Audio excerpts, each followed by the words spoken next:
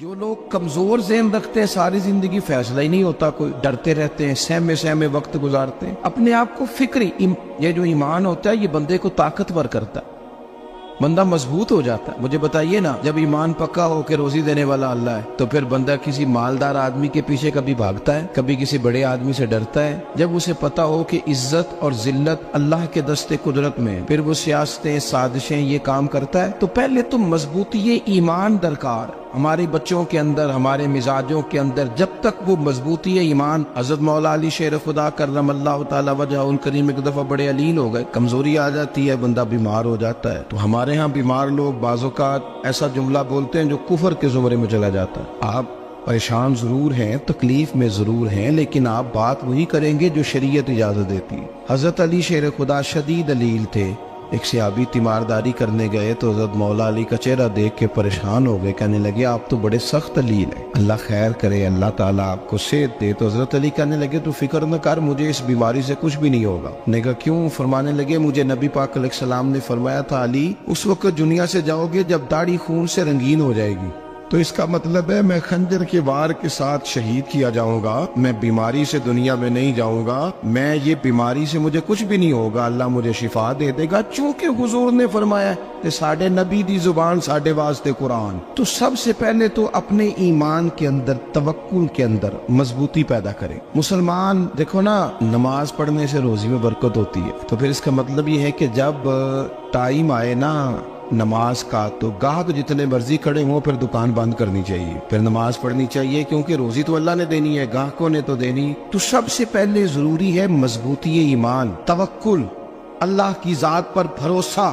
آپ کبھی میدان کربلا کا پورا نقشہ اپنے سامنے رکھیں نا، دو چیزیں ہیں، امام حسین کو نظر آ رہا ہے اب شہادت ہو جائے گی، اتنی بڑی فوج آئی ہے، خدا کی حکمت کے تقاضے سمجھ میں آ رہے ہیں، حالات کیا ہوں گے سمجھ آ رہی، پر ایک لمحے کے لیے بھی ان کا توکل کمزور نہیں ہوا۔ اپنے رب پر جو مضبوط بھروسہ ہے، سیدہ طیبہ طاہرہ حضرت فاطمہ الزہرا رضی اللہ تعالیٰ عنہا اونٹ کے بالوں کی بنی ہوئی چادر اوڑھ کر چکی پیس رہی تھی۔ یہاں بیویاں بڑا روتی ہیں، غریبی بڑی ہے، بڑی غریب بھی ہے، حالانکہ اب کون بندہ پیبند والے کپڑے پہنتا ہے جی؟ اب تو بڑی مشکل سے وہ لوگ ملتے ہیں جو جوتا ٹوٹ جائے تو گانٹھ کے پہنے، ورنہ تو نئے جوتے آ جاتے ہیں۔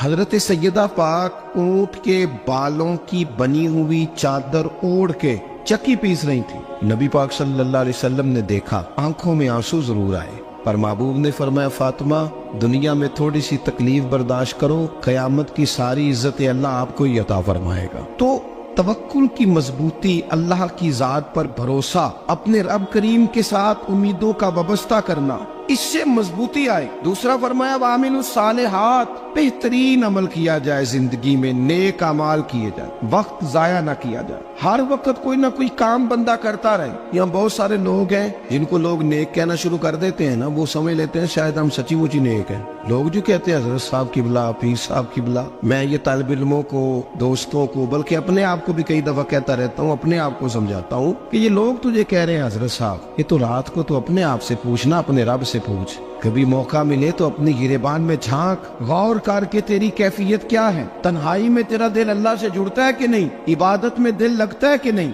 خدا کا خوف دل میں رہتا ہے کہ نہیں، غریب کی محبت، عزیزوں قربت والوں کا احساس طبیعت میں موجود رہتا ہے کہ نہیں۔ ویسے تو میرا مطلب ہے، لوگ کہہ دیتے ہیں حاجی صاحب آپ بڑے سخی ہیں، تو اس سے تو نہیں نا بندے نے سخی ہونا، سخی تو تب ہونا ہے جب اللہ کی بارگاہ میں مقبول ہوگا۔ اعمال صالحہ، نیک کام، اور وہ کرتا رہے بندہ، کوئی بھی کام اسے نیکی کا مل جائے نا۔ دیکھنا اپنا معیار ہر انسان نے بنایا ہوتا ہے کامیابی کا۔ کچھ لوگوں کا خیال یہ ہوتا ہے کہ بچے میرے پڑھ گئے، اپنی اپنی جگہ پہ سیٹ ہو گئے، میں اب بڑے سکون میں ہوں۔ کچھ کی رائے یہ ہوتی ہے کہ میں نے سب بچے بچیوں کا بیاہ کر دیا ہے، گھر میرا بن گیا ہے، اب میں بڑے آرام میں ہوں، قرار میں ہوں، سکون میں ہوں۔ تو اپنی اپنی رائے ہوتی ہے، لیکن حقیقت وہ ہے، اصل وہ ہے جسے اللہ کے قرآن نے بیان کیا۔ اللہ کریم نے فرمایا والعصر، اے محبوب علیہ السلام ہمیں آپ کے زمانہ مبارکہ کی قسم